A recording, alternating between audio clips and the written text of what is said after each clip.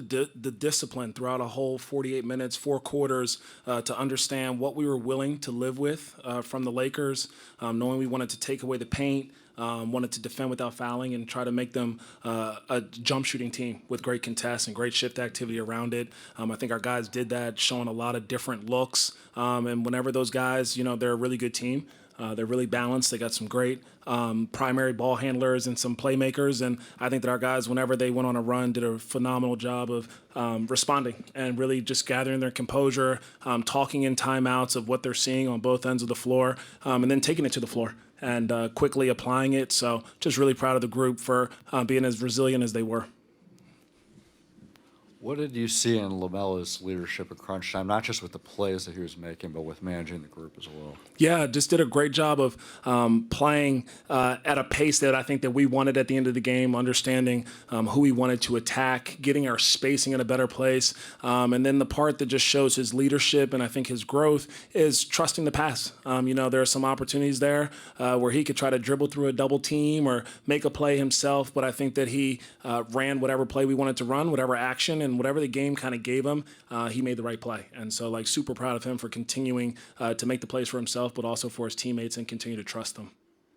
How has Mark reacted to the roller coaster of the last couple of weeks? Like the high character individual that he is. I think that he's come back even more focused, even more hungry, and just is like it's been a seamless kind of transition back with the group because he's just built so many deep bonds and he's done so many great things on and off the court for our team and our organization that we welcomed him back with open arms and a lot of excitement. Did you have any talk with him and give him any advice in terms of how to move forward from all of that, or what did you tell him? Yeah, we had definitely had some conversations and some text messages, and I'll probably keep that between he and I. But at the end of the day, I think all you can do is control what you can control, and this is the situation that we have in front of us now, and let's make the most of it. Every opportunity that you have, don't take it for granted. It's a blessing to be in this league. He's still in the league, and he's still playing at a really high level, and he's got so much more room to continue to grow. So let's just focus on how are we going to make him the best person and player that we possibly can.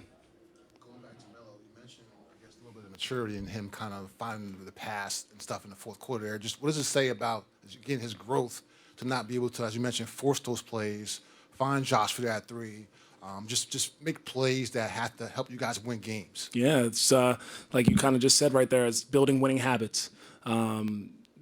When you are blessed with the talent that he has, obviously we need him to play both sides of the floor. And I think that his willingness and open-mindedness to do a lot of different things defensively, he had a much better focus to transition defense in the second half. We showed a couple clips at halftime, and I thought he responded really well there. And that's kind of who he is. Whenever you challenge him or you need him to respond, he steps up in the biggest moments.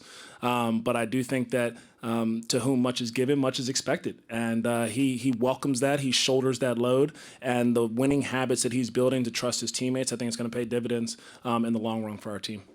With LaMelo, to what extent do you see him carrying a chip with not making the All-Star? I think Melo's always hungry. I think Melo's always happy to hoop and compete and be around his teammates. I don't see any difference. I just see a guy that just loves the game of basketball. He loves his teammates. He loves competing, and he loves getting better every day.